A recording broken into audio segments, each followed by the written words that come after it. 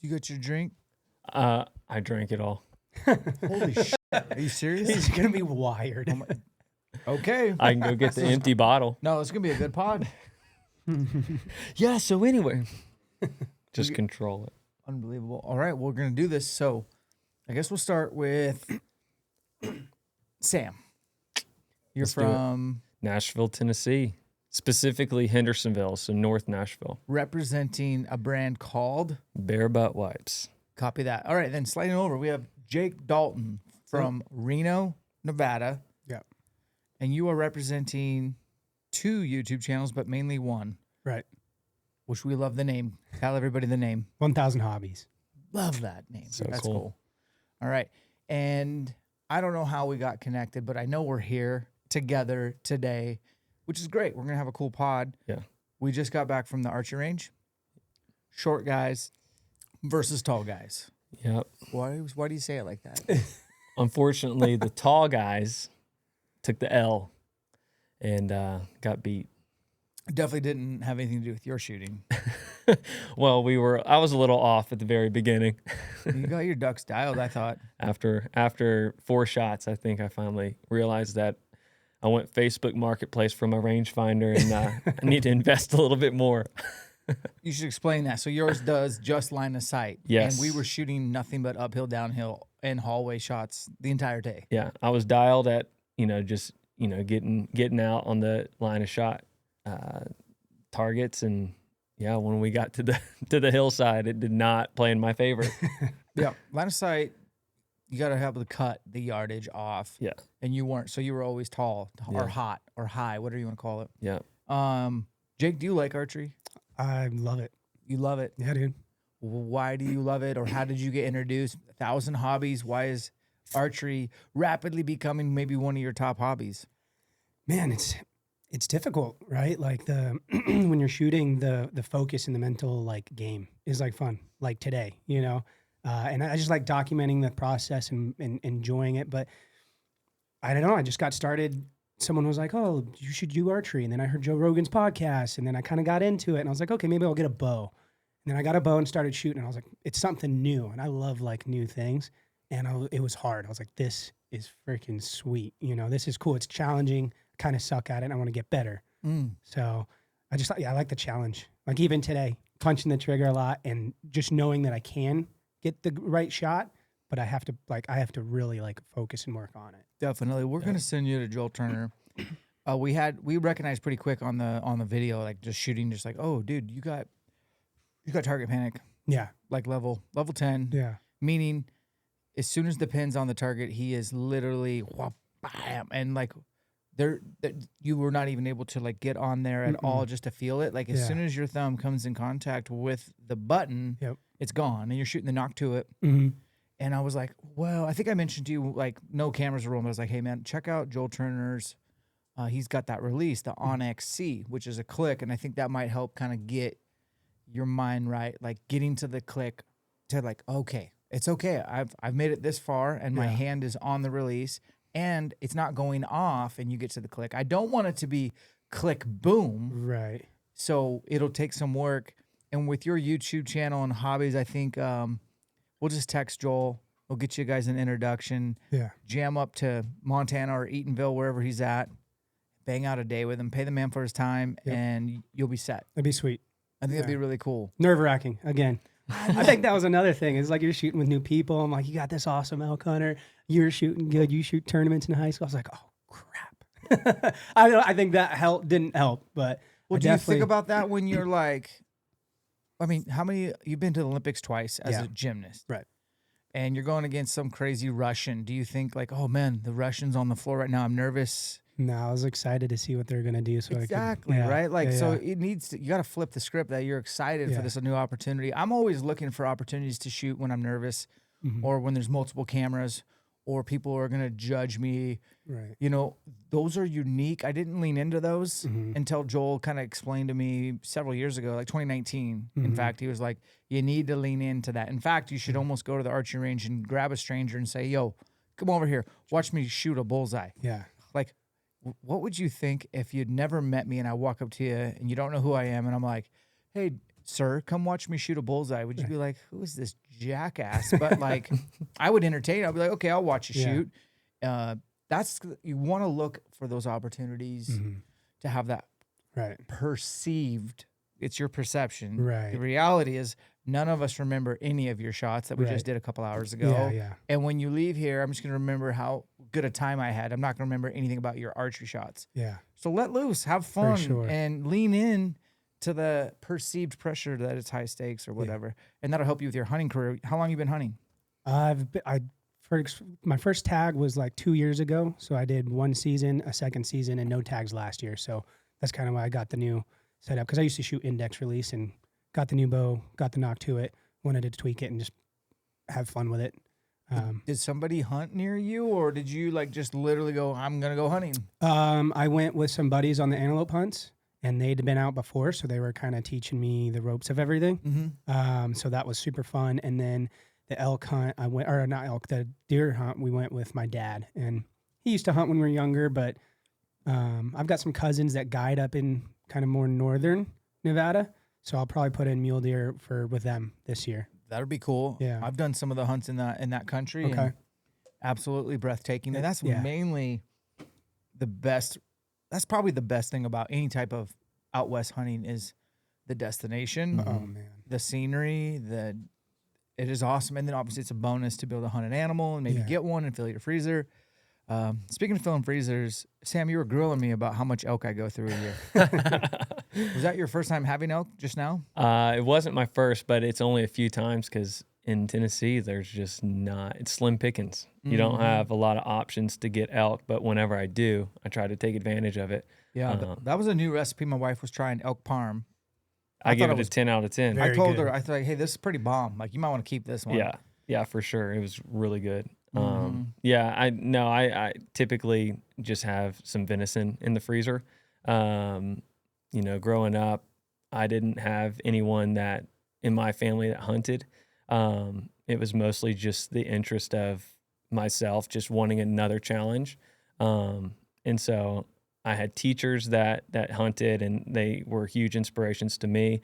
And so, the more that I got into it, the more that I got back into archery, I thought, let's just put these things together and try to fill the freezer because, just making America healthy again. I was trying to, figure out some different things in order to have, to know exactly where what I'm putting in my body is coming from. And so I took that approach and just thought, you know what, I'm just going to, I could have learned this at 13 years old, but now I'm, 26, now 28. And I'm just going to jump in and learn the best that I can. And, if I mess up, next year I won't. So just took that approach and was able to successfully harvest 2 deer both years and filled my freezer up. And now my wife is in love with backstrap. What did you guess? Yeah. It is pretty delicious. Yeah. Well, I want to go kind of back and forth with you guys. It's kind of cool to have 2 different guests, combine them on one pod. I think it wouldn't be possible we didn't get to go all hang out for a while and shoot bows. And I know you guys both traveled great distances to be here. You more so than Jake, but still, I want to take advantage of every second that we can. And you guys both are kind of entrepreneurs at the end of the day.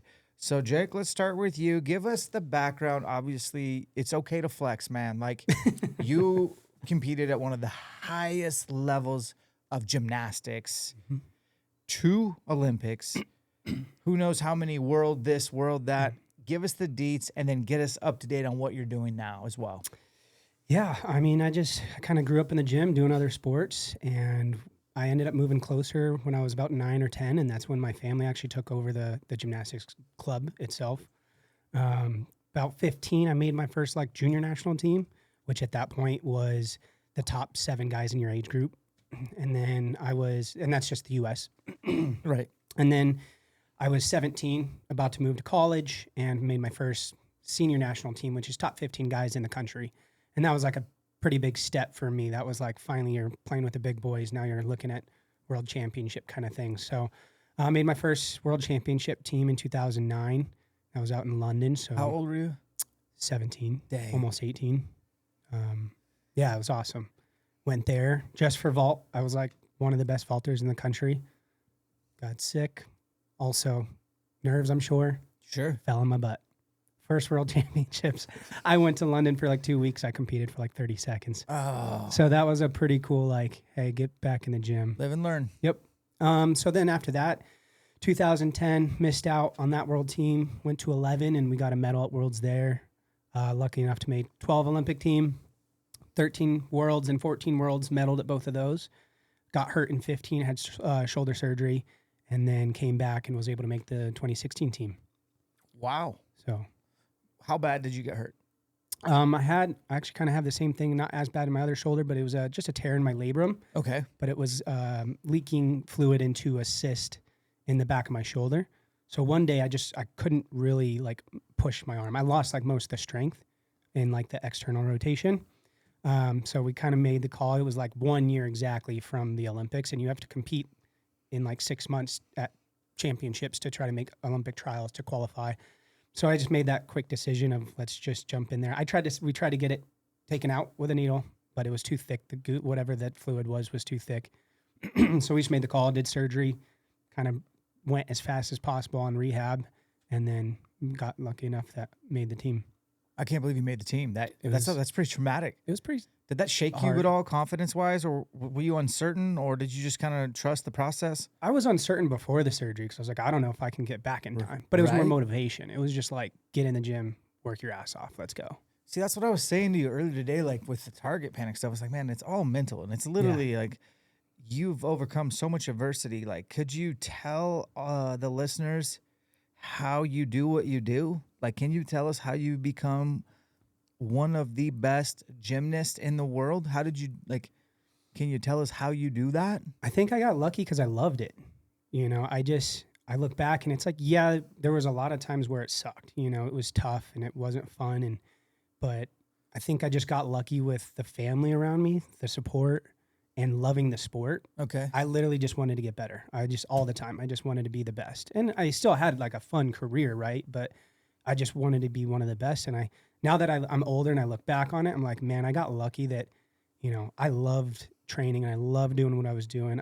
Yeah, there were days where it was challenging. It's like a workout, you know, when you go and work out and you have a hard workout plan, you're like, this is going to suck, you know, and then you're done. You're like, all right, got it done. One day better, you know? And That's right. I think that was just a huge key. And whether I knew that at that point or not, and then, I don't know, obviously just being dedicated, that was everything, you know. Describe what it means to be dedicated for like an 11-year-old boy in gymnastics world. Like at some point you probably baseball, football, soccer's off the table because that would interfere with your gymnasties. You know, at what age did you go all in with gymnastics, I guess? Yeah, I was like 9 because that was actually my main sport was baseball. Okay. Did a couple others. I went to a baseball camp and the coach was like, you should do gymnastics for your pitching arm. Okay. So we went into gymnastics. Right. And then, I was like 8 or 9 and it got crazy of like competing in gymnastics, going to baseball games. We lived like 45 minutes from the gym and it was just getting kind of chaotic. And then my parents were just like, got to decide what you want to do. So chose gym. That's incredible.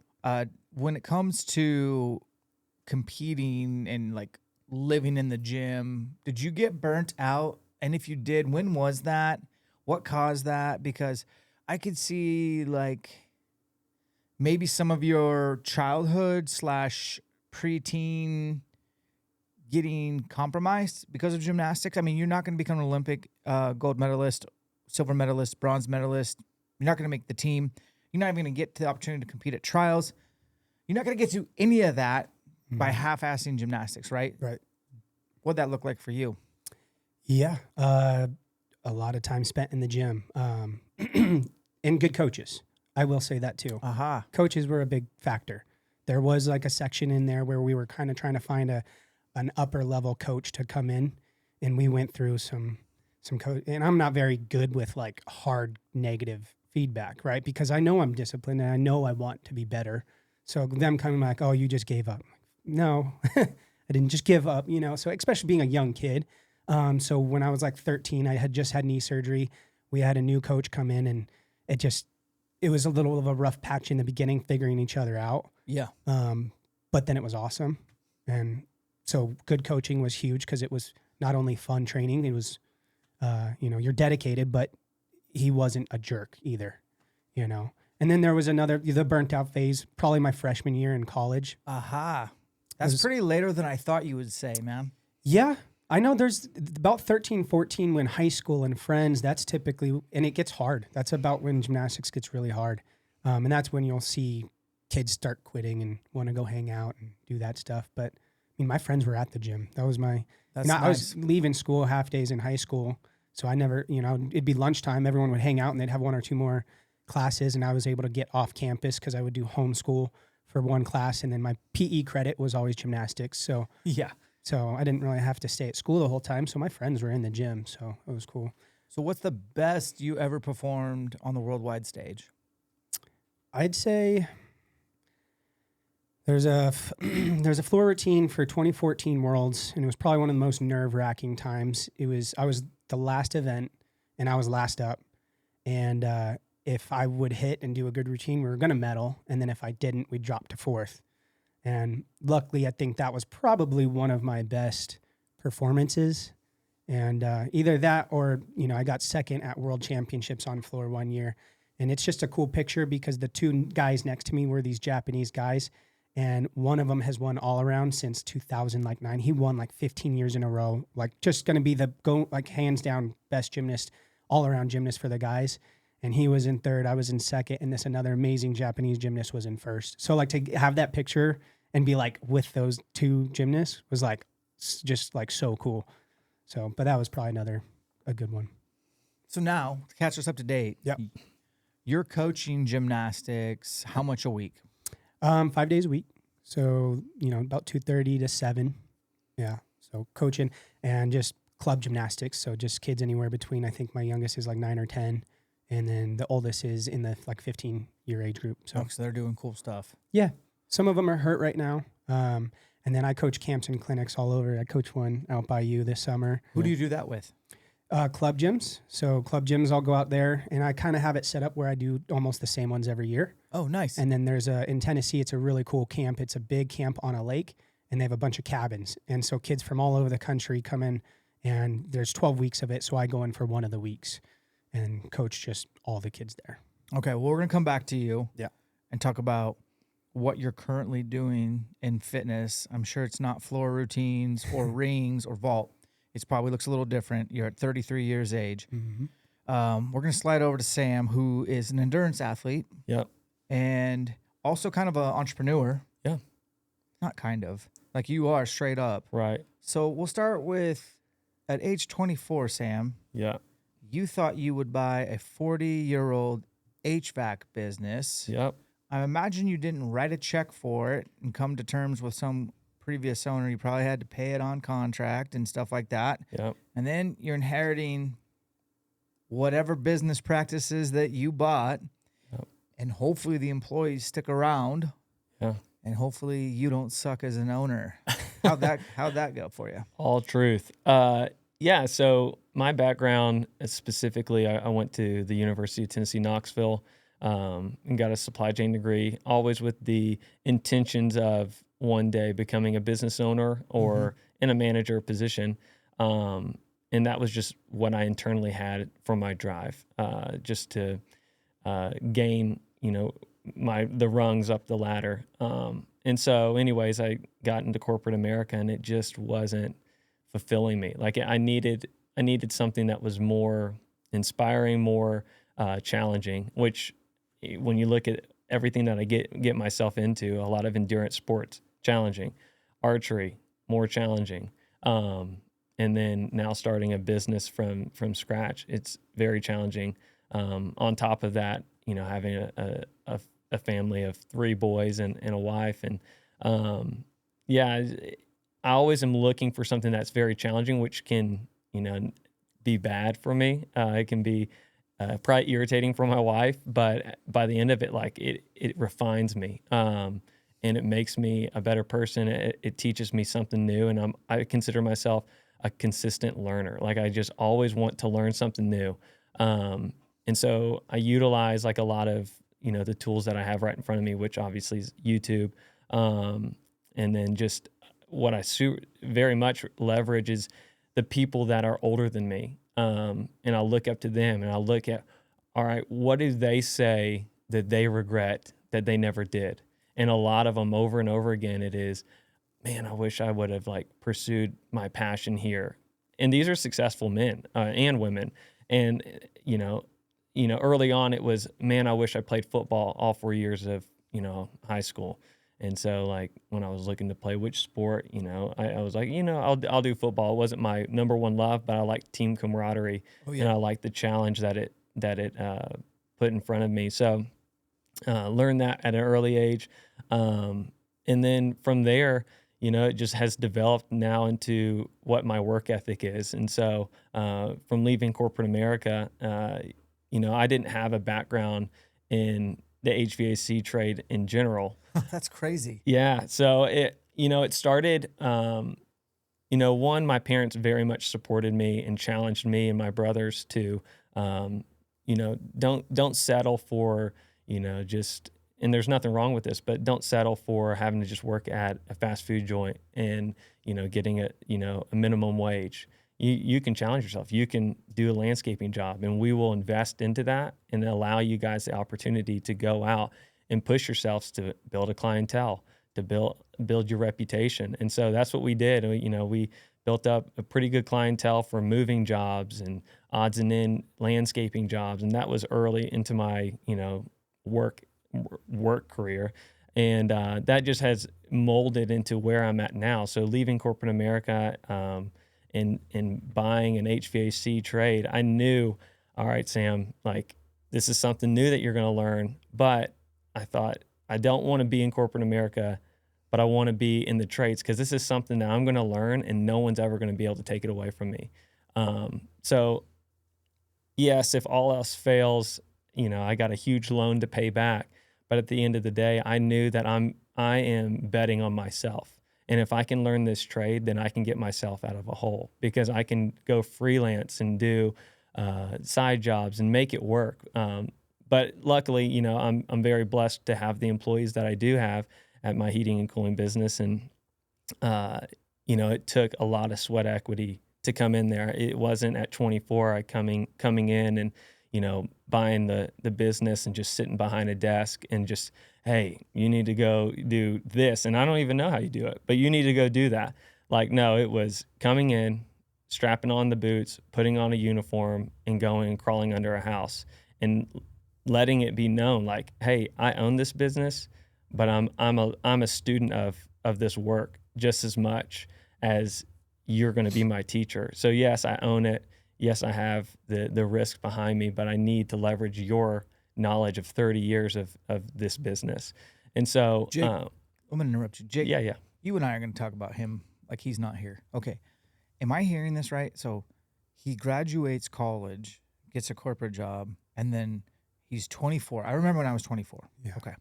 And he's like, oh, I know. I'm going to buy an HVAC, which he doesn't know about HVAC. Okay. And then he's like, oh, I'll buy an established business at age 24. Would love to know how you got funded for that. And then I'd love to know how you negotiated your price. But then and then he's got people older than him doing this trade for decades. And now he's the boss man. I mean, is that what he's telling us? I think so. Okay. Okay. Back to you. I was just double checking what I was hearing, man. Like, you're crazy. Yeah. Well, I like you. I appreciate it. I was going right to say, now. he's going to be a guy we want to hang out with. Dude, you're the kind of guy that I would like to rub elbows with, man. Mad respect. Yeah. Well, I mean, I appreciate what you guys do because what you guys have gone through, whether or not it was, successfully going to the Olympics or doing what you do with your podcast and ELKSHAPE, like I'm learning from you guys just as much as, maybe my story inspires you or someone out there that's listening. And, I'm blessed to be in this position, but it just takes the desire to want to learn something new. If you're okay with getting dirty and you're willing to, rub elbows with people that are on paper below you because you own the business, but you recognize that you need them or else you're going to be, your family in your house is literally going to be foreclosed on. Like, yeah, that's a risk. But at the same time, I knew like, my passion is to learn this trade. And the only way to that is to listen and leverage those guys that are my employees. And so, yeah, I mean, I think it was how I was raised to recognize and to honor those people that are ahead of me. And so, again, that was just the approach that I took, and I just have kept my head down. And so I'm now 4 years into owning the business, and I've learned all of it inside and out. And obviously, I'm not a pro at it, but at the same time, like I could go install any heating and cooling unit that you need done, and I can go diagnose any problem. But again, like I'm still learning. So if I go out there, you have to be vulnerable, and you have to recognize like, yeah, you might be in the position of boss man, but like, don't act like it. Otherwise you're going to lose a lot of respect. And I got to learn that not on the fly, not in this moment. It was in college when I was trying to figure out what I wanted to do. And so I learned that on a construction site with some guys. And I remember specifically being on this construction site, and I was the lowest guy on the totem pole. And, there was one thing that I knew I could do without any training, and it was to keep my work site as clean as possible, because anyone that works on a construction site knows that if you can keep it clean, any work environment that's clean, you can perform at your best. Productivity. And so I was constantly moving, constantly picking up, cutting up with the guys, and being bossed around. Like, yeah, they may have had a boss that was, higher up than them, and that was where I aspired to be, but that wasn't where I was at. And so I took that approach to be sort of like a fly on the wall, because I saw myself as the project manager, but the position that I was in was below the foreman. And so taking that approach, I got to see, okay, how did these guys act when the project manager comes? Right. The position that I want to be at one day, how are they going to act when I come around versus how do they talk about me when I leave? And I got to leverage that understanding at a young age to say, I want them to act the exact same way when I'm there than when I leave. And so by the end of that summer, all those guys were like, hey, we want to take you and your, at the time, girlfriend out to dinner because, you've made an impact on our team. We're going to miss having you. And I say that humbly, because you can't get to that without respecting the fact that even though it's a blue collar job, like you need them.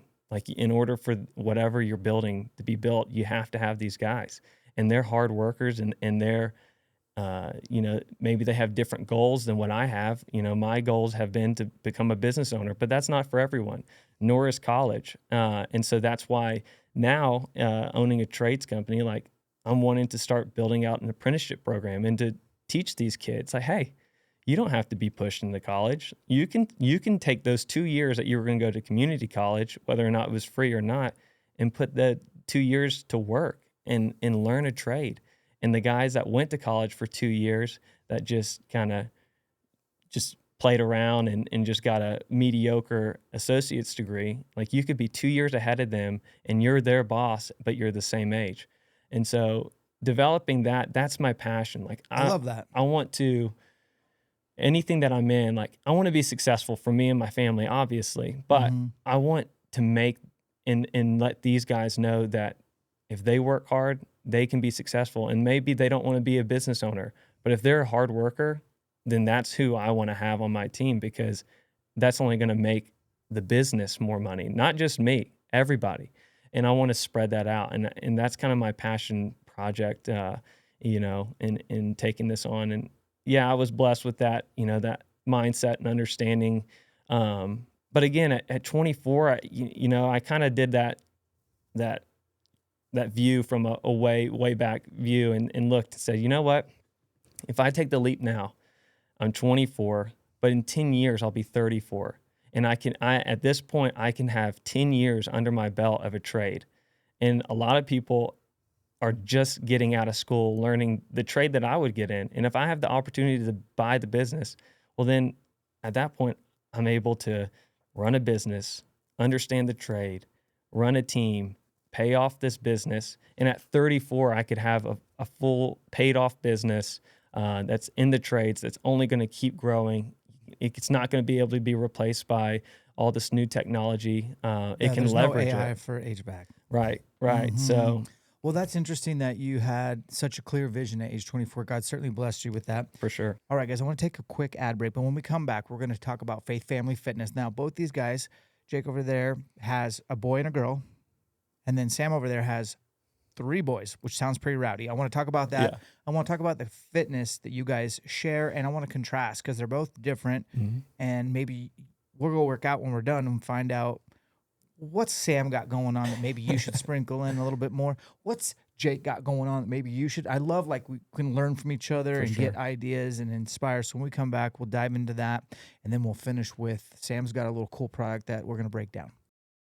Montana Knife Company out of Frenchtown, Montana. Josh Smith, former lineman, blue collar dude, master bladesmith.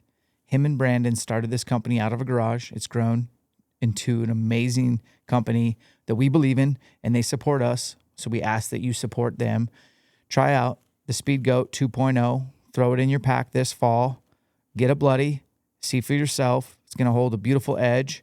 Fixed knives are safer, especially for breaking down your critters. And this is something that you'll be able to pass down generation to generation. Onyx out of Missoula, Montana. I've been working with them since the beginning. This is the #1 brand when it comes to digital mapping. You need to know where you stand. You need to know the boundaries of public and private.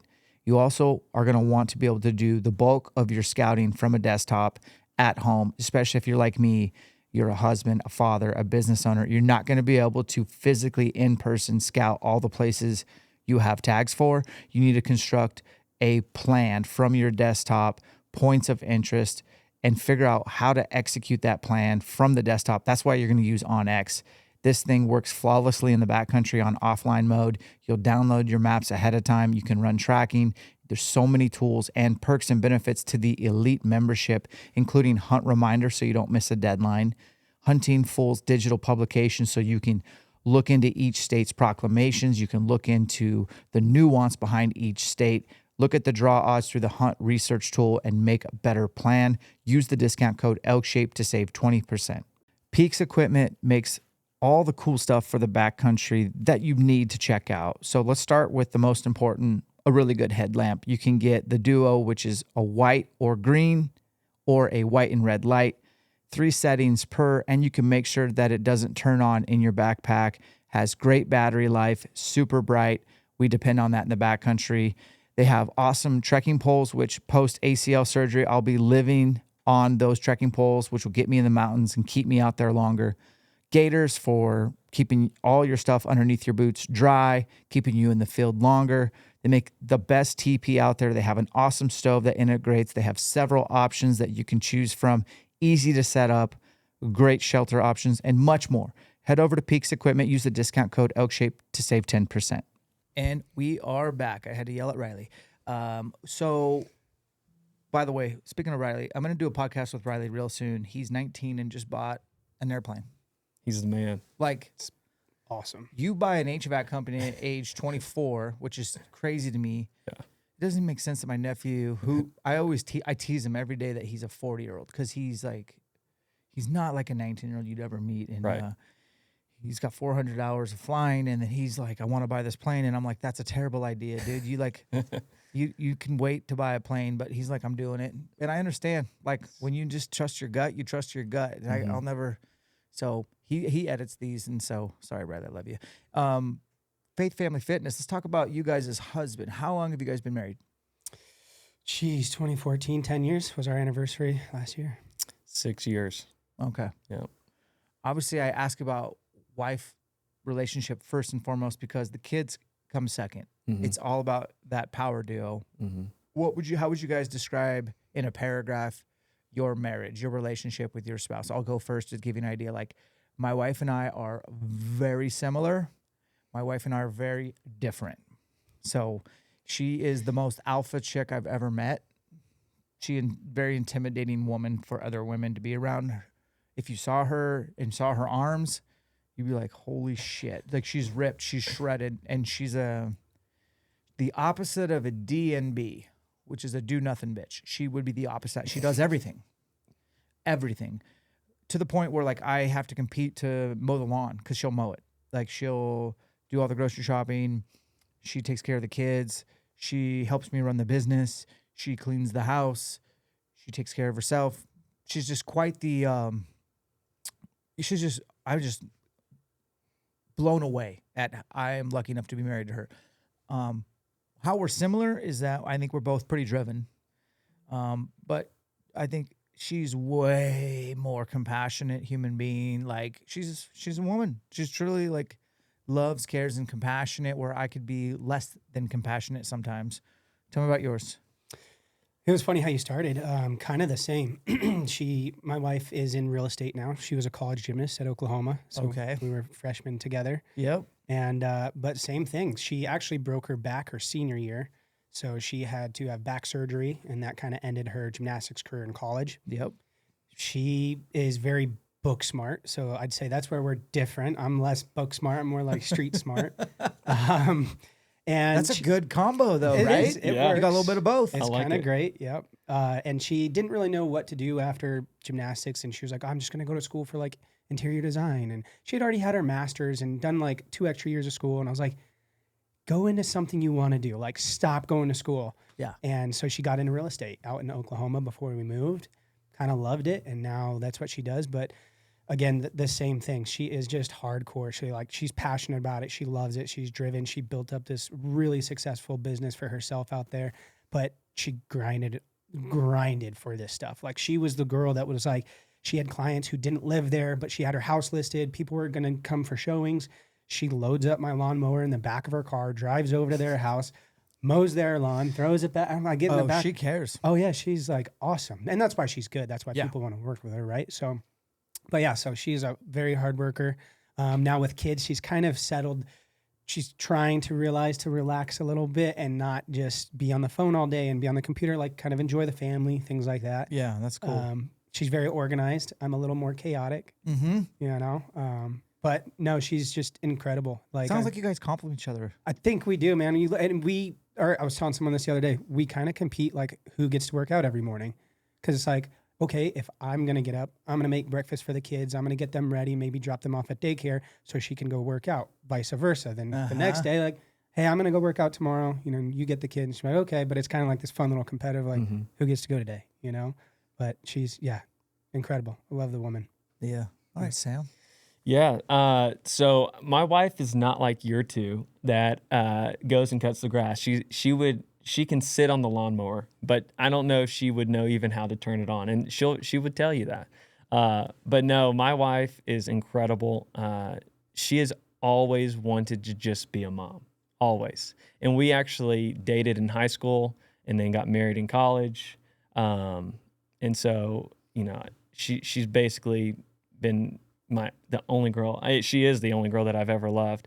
And knowing that, like, it was my dream and passion to provide exactly what she wanted, which was to be a stay-at-home mom, and to take care of our little family. And so, she's not going to go mow the grass, but if I didn't have her, we wouldn't be sitting here with me getting to talk about 2 of my businesses, because she is the most supportive person ever. I love that. Yeah, she you know, I like endurance sports. Those aren't easy to go and just travel to and cheer me on when I'm out on a trail run for 8 hours and she's by herself with the boys. And but man, she's just so supportive, and anything that I've told her that I'm passionate about, she backs me 100%. And if it wasn't for her at 24, I wouldn't have been able to buy a company. If it wasn't for her at 28, I wouldn't have been able to start another company from scratch. And she's always going to learn. She's motivated to help me, but her priority is obviously first our marriage, but the kids is just her number one, you know, her love. That's what she's always wanted to be, as a homemaker and to take care of the family. So it sounds like both you guys have a better half, and without them, it wouldn't be possible to do what you do. And they're supportive, and that's cool. And marriage is definitely a lot of work, and it's pretty obvious that divorce rates are north of 50% nowadays, and so it's probably almost easier to call it quits. And I'm not talking about divorce. I'm just saying, like, the reality is we live in a world where it's unheard of almost to stay married, and it is a lot of work, and sometimes it's a lot of work on yourself. I noticed that for me. It's like, man, I got a lot of me to work on to make this work better. And I think it's important for guys to realize that. And then there's like the genuine joy of being a father. Sounds like, you know, Sam, you especially running 2 businesses, you come home, she's had the kids all day, and like you're kind of like the relief pitcher, and you're like the hero, and like, oh, dad's home, whatever. And it's like, it probably could get pretty rowdy. I know that's how it was for me. I'm gone. Man, I start in the office between as early as 6 a.m., as late as 7 a.m., and then I don't get home till 6 p.m. or 7 p.m.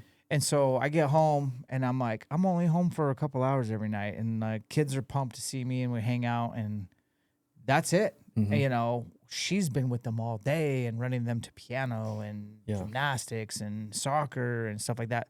That's kind of like how it is at my house. So I'm always like interested in how can I get Alicia, my wife, a day off from the kids, scoop them up on the weekend and run the kids around, do whatever.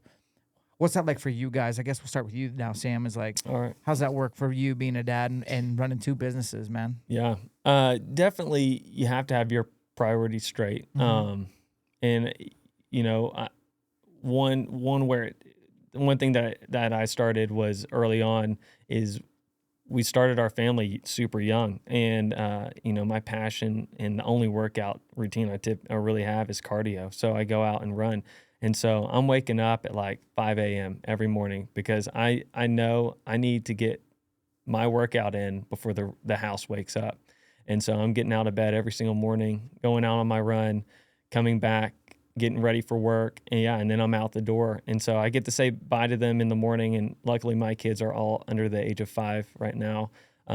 So sports haven't played a huge role in our life. But, you know, once I do get home, I'm met at the door with my boys smiling, running at me, Daddy. So, you know, that's a super special moment, but like we are just now starting to get into like coach pitch softball, or not softball, but baseball. And I can definitely see where the challenges are going to start showing up because my firstborn son, he just has a knack for sports. And, you know, I know every dad says that, right? But like I have, again, learned from the people ahead of me, and it's like I don't want to ever push anything onto them. Like if he comes to me and says he wants to go hit baseball, we're going to go hit baseball. Yeah, for sure. And he's already doing that. So, you know, that's encouraging to see, but like, I think it's a challenge. You know, you do have to prioritize the time for, you know, if you want to work out, you got to figure that out that fits with your family. And so getting up before the sun rises and before anyone is up, that's where it works for my family. And then after that, you know, it's known like Dad's going to be at work all day, but at the best thing about that is that I start early and I finish at typically 4:30, 5 o'clock. Nice. So I'm back home. We still have some daylight, and then we prioritize a family walk if we don't have any sports going on. So we'll go up to the park, we'll do a loop, and you know, that's just time together. And then in the winter time when it gets darker earlier, it's funny because I have 3 boys and they are all boy. And so like when I get home and I'm taking off my work uniform, they see me in my underwear and they in their head, they're like, Dad's ready to wrestle. And they strip and they like set their little nugget pad up and they're like, Dad, throw me. Let's throw down. Yeah, we're throwing down. And so like I can be exhausted and have been working in attics all day, and it's just like you kind of what I call is my dessert stomach. So like in Thanksgiving when you're like, oh man, I can't eat anymore, but then there's dessert. Yep. You're like, I can find a little bit more stomach space. I kind of visualize that as a dad, where it's like, you know, you got to find that extra energy because they haven't seen you all day, and like you gotta swallow your pride of just wanting to sit back and relax and veg out. You know, you need to do that when they're in bed. So that's kind of my approach as a father. It's obviously not perfect, but it'll change over the years, but that's kind of where I'm at right now. I love that, man. It's Yeah. kind of crazy. So, Jake, with you and doing YouTube and teaching those weird hours, I call them weird. Maybe it's normal to you, but like that's like kids are out of school. Well, you're starting work 2:30 to 7 Monday Yeah. through Friday. So, like, what's your kids' ages? Are you there? Like, you're getting them to daycare in the morning? Yep. So I got a 4-year-old girl Okay. and then a 15-month-old boy. All right. So, yeah, it's kind of chaos, kind of the same thing in the morning. Like I was explaining, my wife and I kind of decide on who's going to go work out first. The other one will be at home, just kind of making breakfast for everybody, getting the kids ready, and then we'll drop them off and go work out after that. And then I'll come home, do whatever. If I'm either, filming or if I'm working on business stuff for our gym, that's like my office time. I'll get some stuff done there. Typically, if I can, I try to hit jujitsu as like another. Oh, really? I got into that like 5 years ago, and it's another addiction that I have. So You look like you'd be good at jujitsu. I'm just going to throw that out there. it's super fun. And so I try to get that a couple days a week, and that's right before I go to work. So I'll hit that, and then I'll go to work and then come home. It's been tough this last year because this last year is the first time I've done coaching full time at our gym. And so when I get home, my son's in bed, which kind of sucks. Yeah. So I get the time in the morning, but it's also made me like when I am home or on the weekends to really like enjoy the time with the kids, right? And we have to kind of do daycare because my wife's schedule's chaotic, and she makes great money doing what she wants to work. She loves her job and things like that. So, same thing. I get home and daughter's ready to go, wants to hang out, play, magnets, build stuff. I teach her jujitsu sometimes. She's hilarious. But play with the family, enjoy as much time as I can with the family, and then hit the bed. My wife and I have like an hour at night. But yeah, we had a tough time having kids. So I think once we were able to have them, it was a little bit, I don't know how to like explain this, right? Once you have kids, it's very like, it's incredible, right? But to almost feel like you're not going to be able to have them, and then you really like that real like passion and love like really kicks in, because you feel lucky that you even got to have the kids, and then they're kids. You're going to shape these kids' lives forever, So I've just loved having kids from the start. It's a challenge, especially in the beginning, and then you add the second one, and it's tough, but I mean, if anything, it's taught me patience. You were saying working on yourself. I think having kids really makes you think that, because you're shaping these little humans for the rest of their lives. Yes, you are. And so it's been amazing. I love it. That's awesome. Okay, so we got a little bit of a contrast between fitness levels. I want to know, Jake, could you go do Sam's workout and do okay? Conversely, Sam, could you go do Jake's workout and do okay? What y'all think?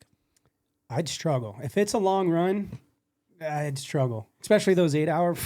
Yeah, so like, what's the furthest race you've trained for and completed? It was the 100K. I did that probably 3 weeks ago. Congratulations. I appreciate it. And that one, I kind of did. I will say I did surprise myself. It was not a trail run, but it was an ultra marathon distance. And so that one, I successfully was able to finish third in it. And Wow. crazy enough, He's like good. the first probably 40 miles, small flex, I was able to hold a 7-minute 30 pace. On trail? Well, it was on a greenway. Greenway? Yeah. So, All right, I'm going to take that back. I'll struggle pretty hard on that. Could you have kept up with the first 5K? No, Okay. not at that pace. Right. If Yeah. it was a slower pace, I could do that. All know. I get a couple of miles in, maybe I'd say probably like 7 or 8, and then I'd struggle hard. But 7 or 8's pretty far. yeah. Okay. Could you hang with Jake, who I'm let's just say it, like, he probably doesn't suck inside a gym. Right. Being a gymnastic guy is such an unfair advantage at life. I had my kids do gymnastics just to get exposed to being coordinated. But like, could you squat your way out of a wet paper bag? I used to be able to. Now that I have more runner legs and I've lost a ton of muscle mass, just as far as that type of strength training goes. So no, I could not.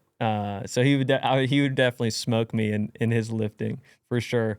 But I would just have to scale back my weight and then I'm not going to quit, but I'm probably going to, I would throw up before I quit for sure. Well, that's awesome. Yeah. Yeah. It's cool to have two different guys, you know, different spots in their life, but you both respect fitness. It's just different brands of fitness. But the goal is like to stay disciplined, to make yourself better, to do hard things. I feel like you're sharing all those things in common. You just go in different paths. Is that correct? Yeah. Sounds like it. Yeah. Is there one that's more correct than the other? I don't know. Would you guys weigh in on that? Maybe it's whatever you're passionate about. Yeah. Right? Wow. Maybe something you actually do. Yeah. I will say, like, from me, because I think we're both entrepreneurs, like, if you look at the success of people in front of you, what their advice, if they're typically, if they're successful, they're pretty wise in what they've done, hopefully. And but where I see a lot of correlation in just exercise in general, whether it's cardio, so specifically running or CrossFit or gymnastics, the way that you become successful is not in a year.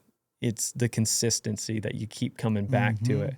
And so, you know, a lot of people think that it's an overnight process to become successful or to get where you appear successful. And that's just not the case. You know, I had an employee of mine come and ask, like, hey, you know, you seem successful. How'd you do that? I'm like, hey, look, you don't need to be reading about what someone thinks success is, because they're going to give you the monetary reason. You know, my success, and maybe I'm jumping ahead of you a little bit, but my success lies in my faith, in my family, and then my fitness. And so if you have those in line, then your success is exactly where it needs to be. Because if you're going to prioritize your faith with God, and then you're going to prioritize your family, and you do those two things, well, then everything else is going to fall in suit. Because, yeah, I may not be a millionaire, but, you know, I can go to the grocery store and get exactly what my family needs. We can go to the park and go on a walk, and we can laugh while doing that. And that's success, you know? Like, Amen. you're never going to not, if you're going to think that money's going to give you that success, that golden ticket, well, you're mistaken, because the amount of people that I know that have hit those numbers, they have more problems than I do and a lot more money. And money doesn't fix, you know, some life problems. And if you don't have a healthy marriage, man, I feel sorry for you, you know? That's interesting you bring that up, because there's always a way to compare where you're at to others. We can talk about that. Or there's always like, man, I'm just going to use round numbers. I'm making $5,000 a month, man. Like, if I could make $10,000 a month, I would be set. You blink, let's say you're making $10,000 a month. That's a good living. And you're like, man, if I could make 15 a month, I'd be set. I guarantee that type of dialogue will always happen no matter where you're at. No one will ever be like, I'm making enough. But you just said what I think is enough. I just went to the grocery store and was able to get out whatever food I needed for my family. And I was able to go prioritize a walk with the kids every day this week during school. Like, Sam, you're wealthy in my world. You're wealthy. You know, you live in the greatest country in the United States. I don't think that's arguable. That's just my biased opinion. But you work for yourself. You have enough cojones to start another entrepreneurship gig we'll get to. And you're bold enough to say that, you know, without faith, you don't have family. Without family, you're not really who you were meant to be.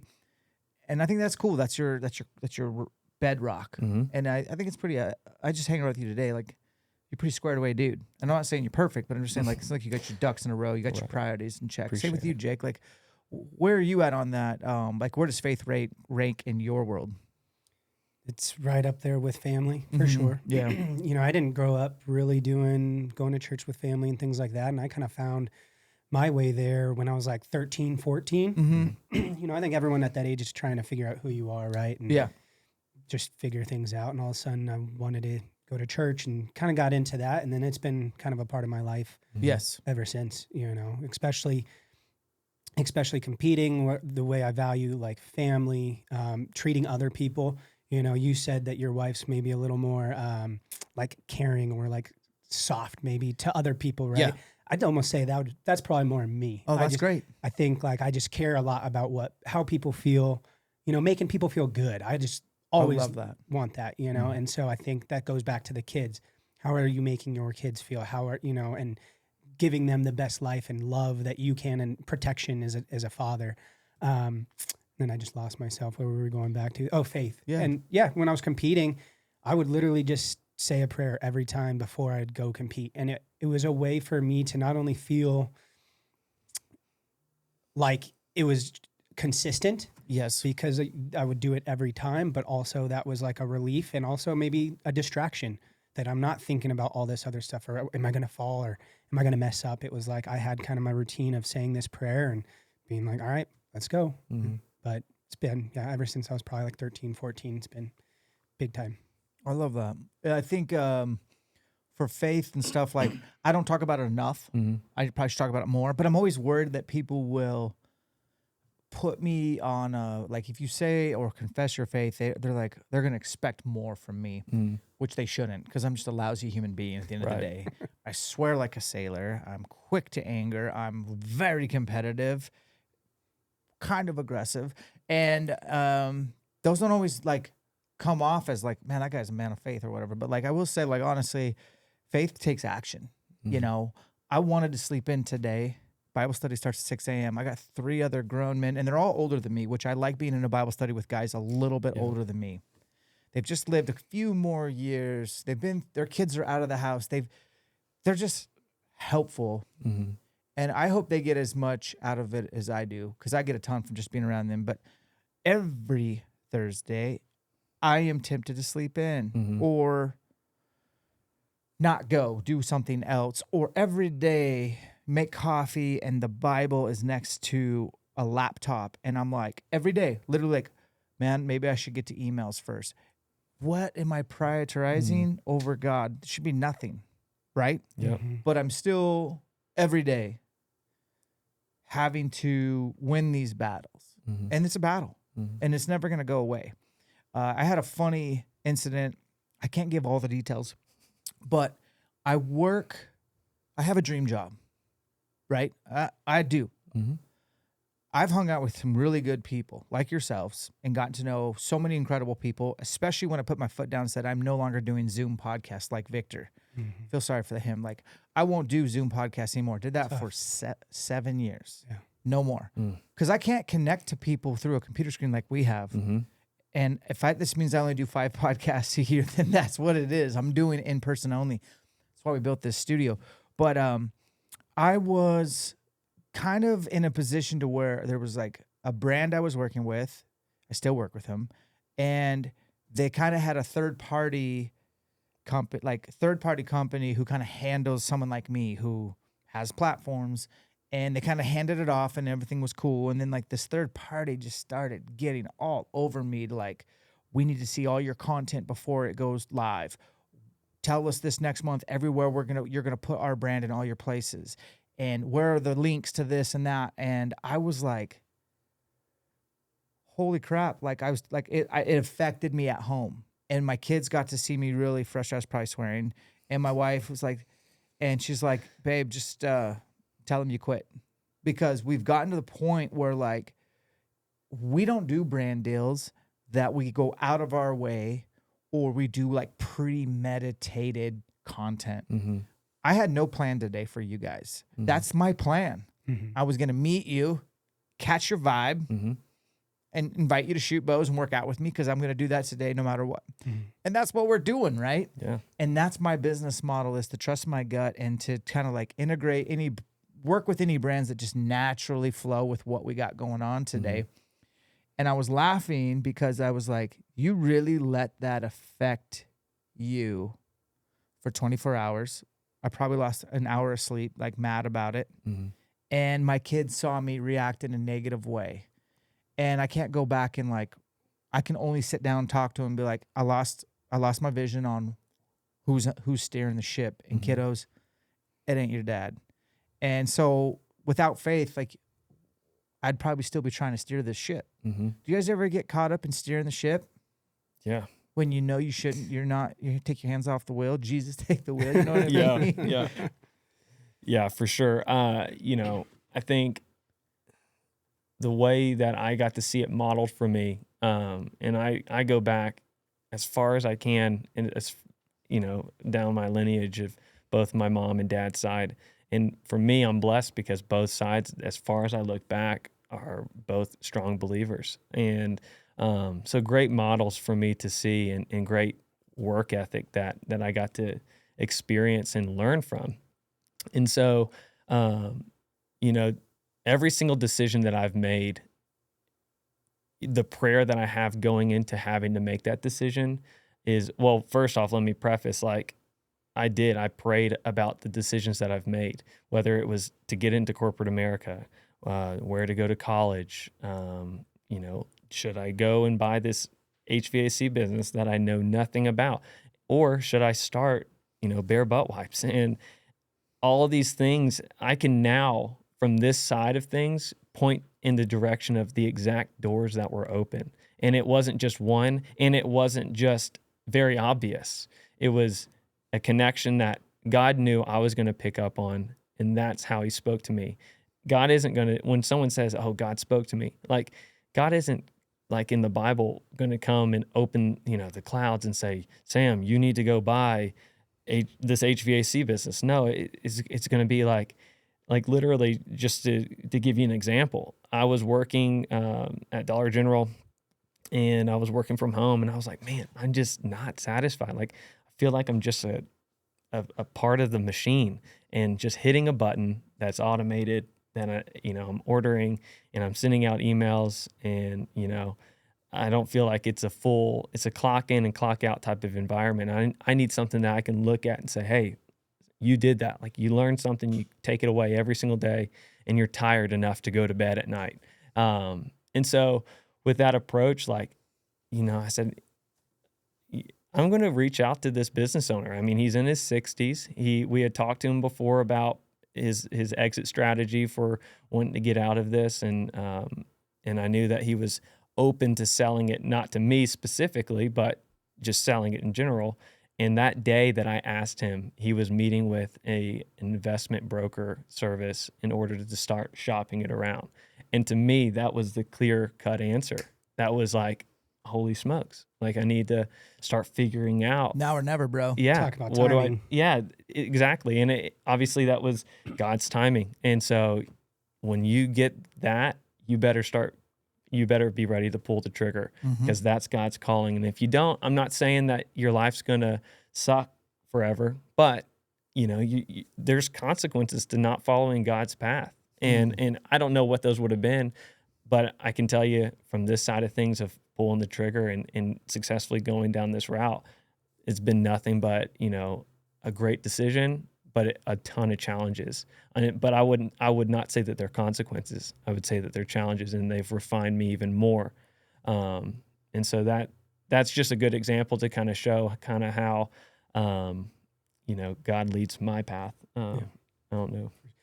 Yeah, I don't know. I think maybe I might be a little bit different than most people, just because, not growing up, going to church and doing that whole thing. And there was one kind of turning point that I thought was weird, and not by faith, but it was just about the going to church part. And I'd love to hear your guys' thoughts on this.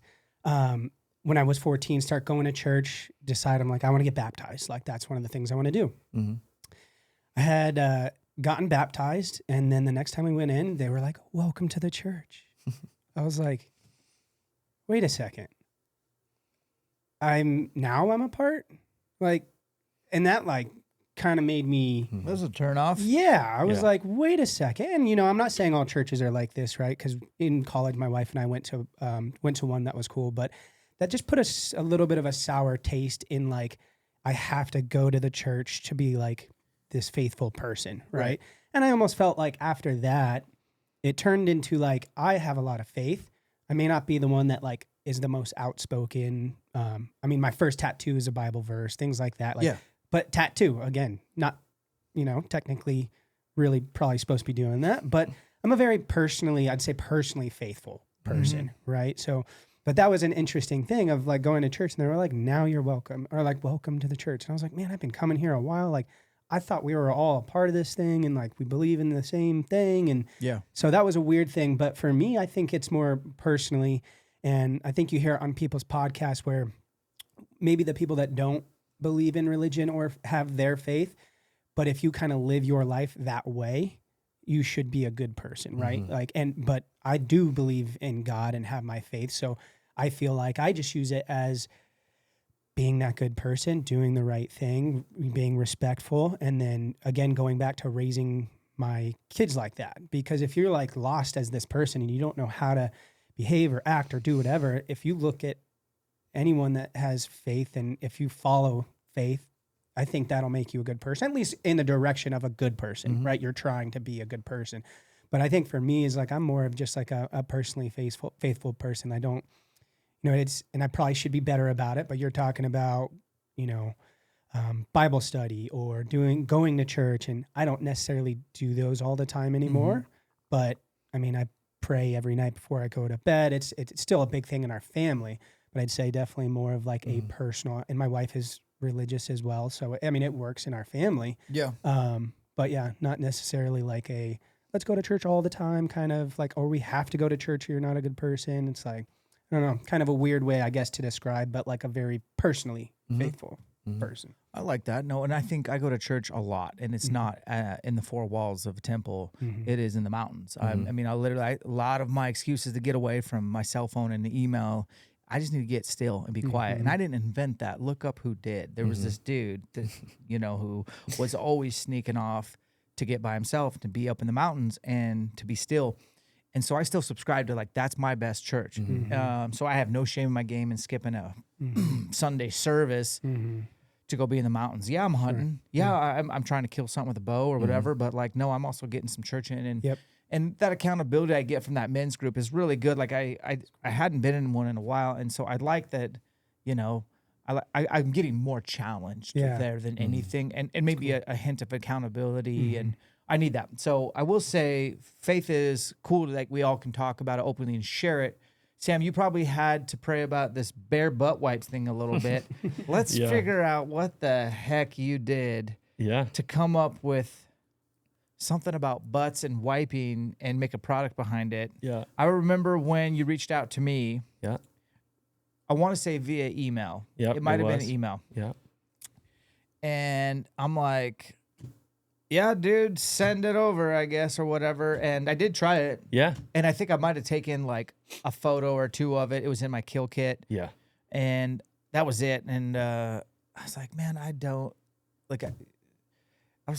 know how I would really get behind this brand. So I kind of just left it alone and left you alone.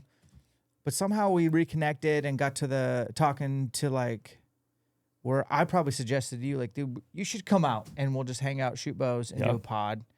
And that's about 6 months ago. So what's been going on? When did this thing get started? How the heck did you come up with it? Yeah. So the starter story here, it was back in 2020, believe it or not. I was out running, as all of us experienced. We were all COVID shocked. So everything was shut down. And so I would go out on my runs. At this time, I was trying to achieve a Boston qualifying time, which is a marathon. Sub 3? Yeah, sub 3 hours. And so I was just getting a ton of miles in. At this time, I only had one boy, one of my kids. And so I could get out a lot easier, a lot more, and there was nothing else to do. It was just running. And so I would go out on a ton of long runs, and I would just get hit with the nature calls moments. And unfortunately, all the public restrooms were closed. Yep.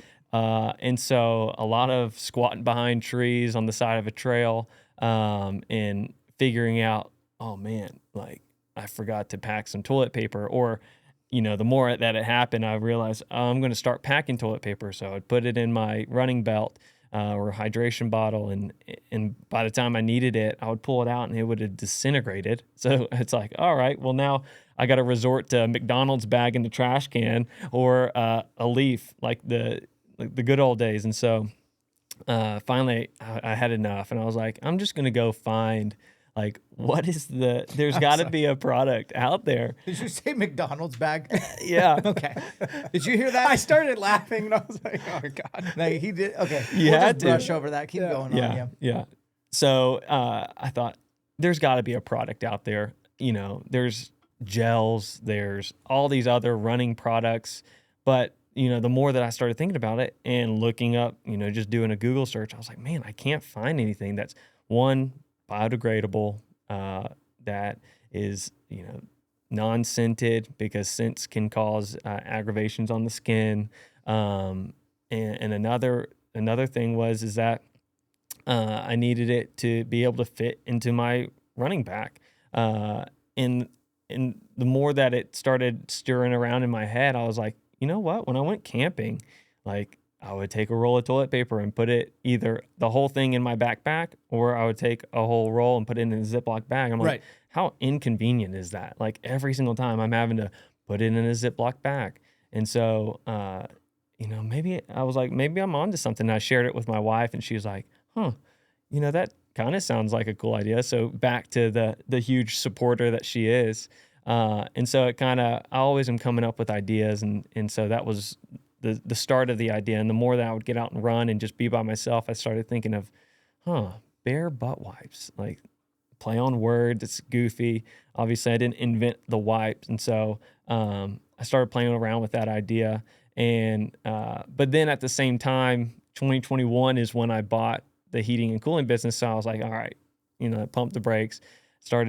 My family started growing. So we had our second baby. So I just kind of put it on the back burner. And now, fast forward back in September 2024, or I guess the beginning of 2024, I reached back out and started developing the logo, developing the wipe themselves.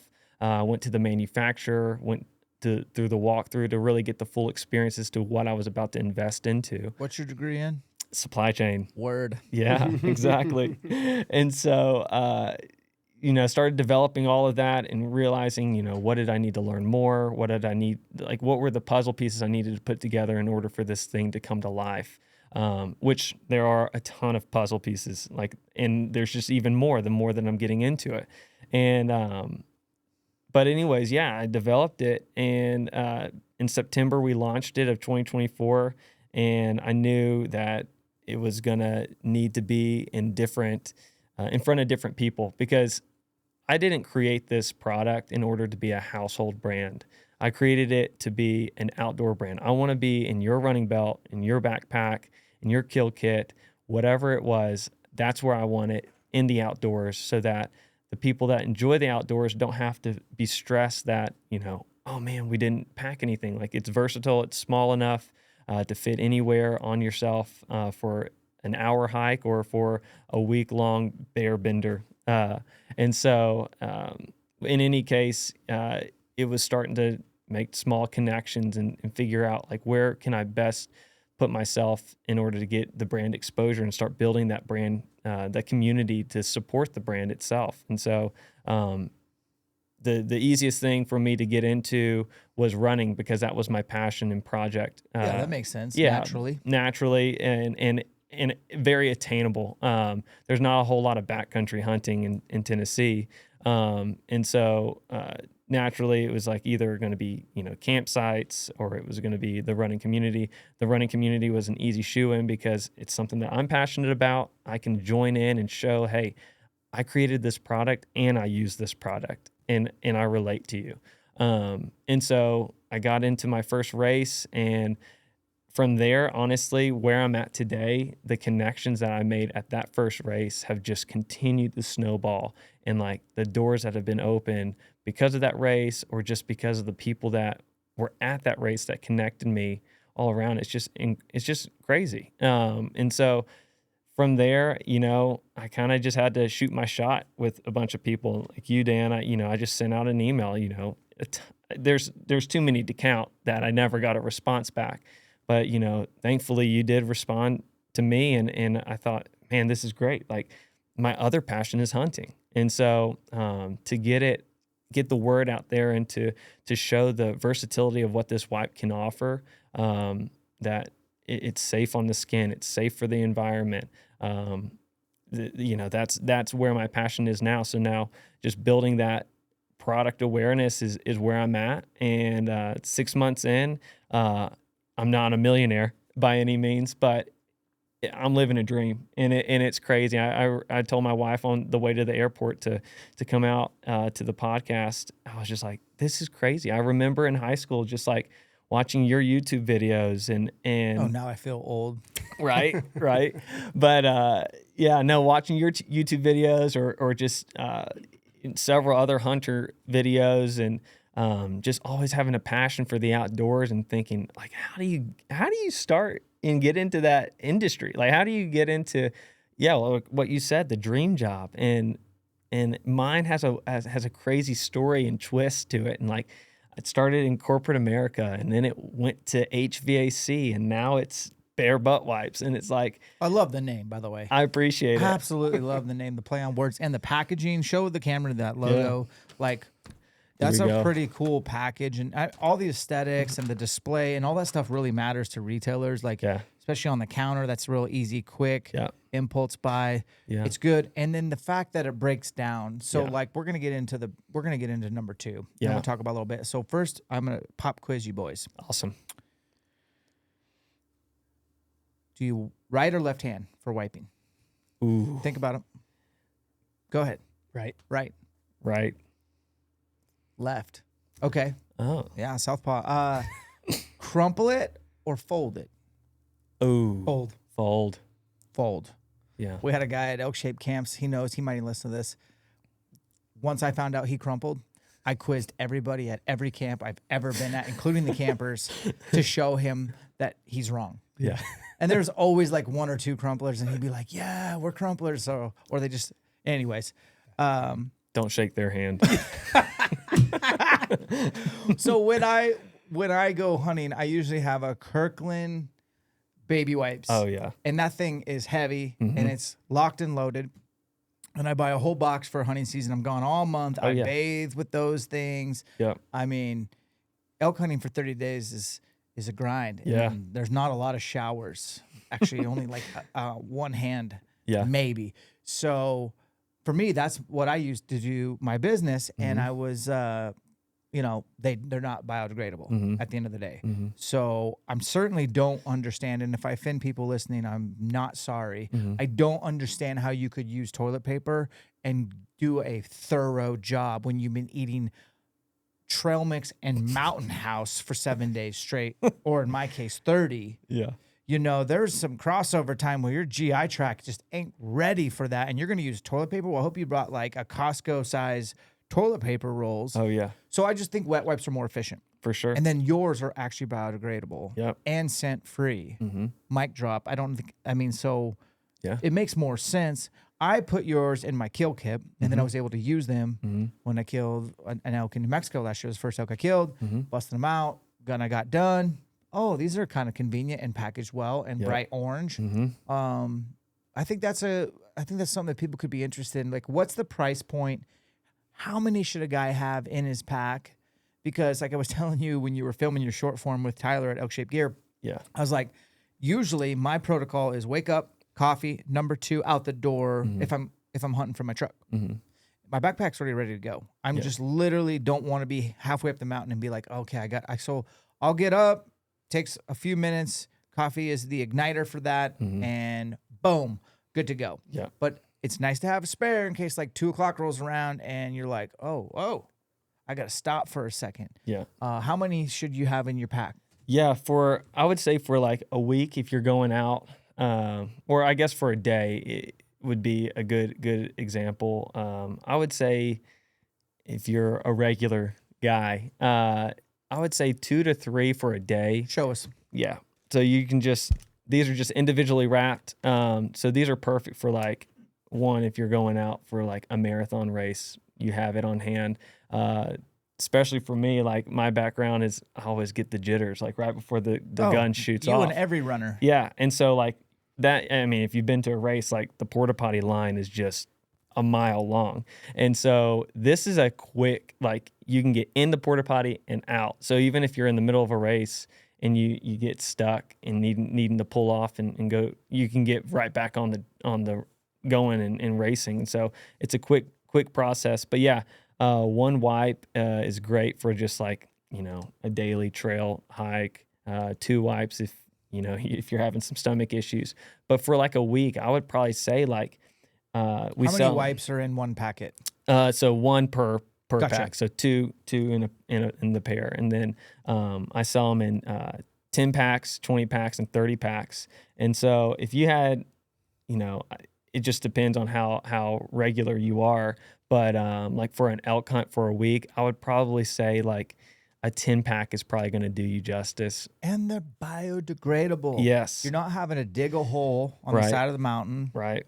The worst is when you find where someone didn't dig a hole. Exactly. You're like, man, for real, dog, come on. Exactly. So that's a no-brainer. I haven't seen one do that. I'm sure there's other competitors out there, but I haven't seen. It's made out of plants. Yeah, it's plant-based, and it's plant fibers, so it's multiple plants. But at the end of the day, like it's going to break down just as well as what toilet paper is going to break down as.